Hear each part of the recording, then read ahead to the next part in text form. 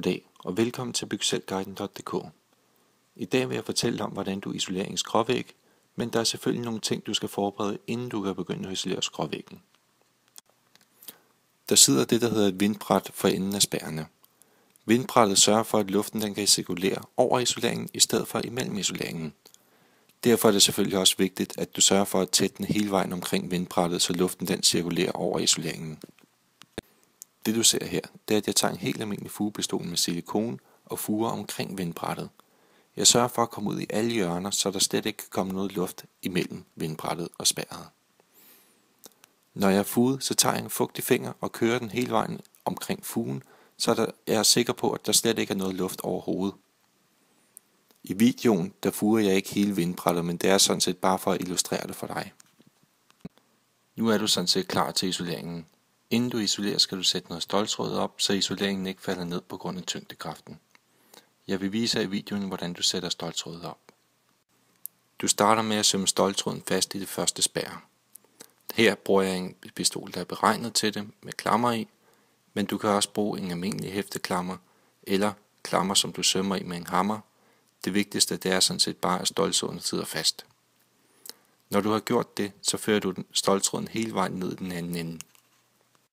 Det er vigtigt, at når du fører ståltråden ned i den anden ende, at du lader rullen følge tråden, så den ikke bliver viklet ind, som du også ser gøre på videoen.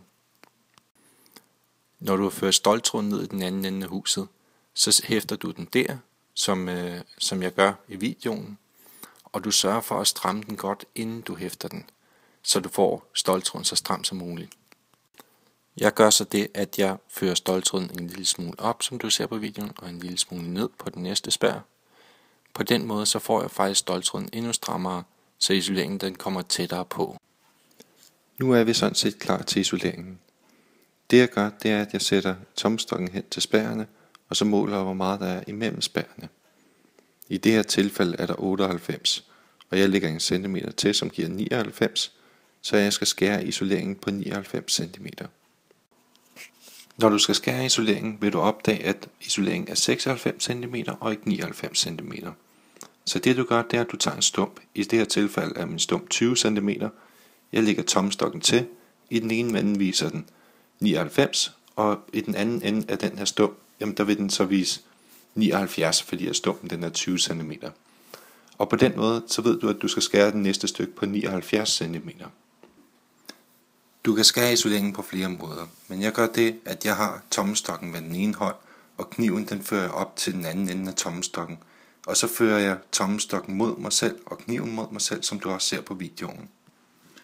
Det er vigtigt, at du skærer helt vinkelret med isoleringen, og du først ridser og derefter skærer, for så får du altså de pæneste snit, og husk at skære i stedet for at rive i isoleringen. Nu har du skåret isoleringen længde. Nu skal du skære den i 45 grader, så den kan passe fint mod bjælkelaget. Her gør det sådan set bare i frihånd. Du bliver nødt til lige at se på isoleringen, hvor det er, at den går ned mod bjælkelaget, og derefter skære.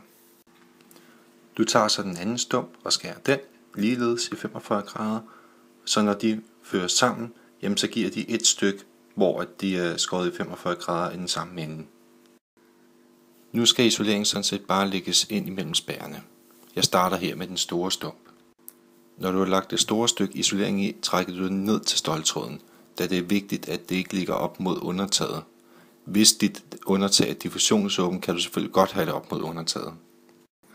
Jeg bruger her noget meget stift isolering, så når jeg lægger stumpen i, jamen så kan den godt gå en lille smule i stykker, men her må du gøre det, at du retter isoleringen til bagefter, så det slutter helt tæt til hinanden.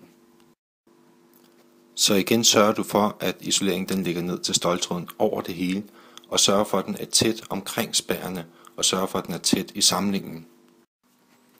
Til sidst har jeg blot at sige tak, fordi at du vil kigge på den guide.